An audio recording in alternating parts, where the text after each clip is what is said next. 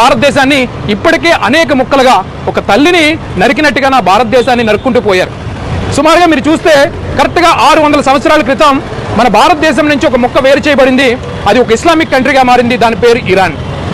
అలాగే 250 సంవత్సరాల క్రితం కూడా నా అఖండ భారతంలోంచి ఒక ముక్క వేరు చేయబడింది. దాని పేరు ఆఫ్ఘనిస్తాన్. అలాగే 75 సంవత్సరాల క్రితం కూడా మా భారతదేశాన్ని మరో ముక్క చేసి మత ప్రాతిపదికంగా ఒక ముక్క చేసి మాకంటూ ఒక దేశం కావాలని చీల్చుకుపోయారు. అప్పుడు మా ఒక్క హిందువుల యొక్క దేహాల మీద వాళ్ళు నడుచుకుంటూ పోయి మా దేశాన్ని విభజించారు. దాని పేరు పాకిస్తాన్. అయితే 30 సంవత్సరాల క్రితం కూడా పూర్తి ఒక రాష్ట్రాన్ని పూర్తిగా ఇస్లామిక్ దేశంగా మార్చే ప్రయత్నం చేశారు.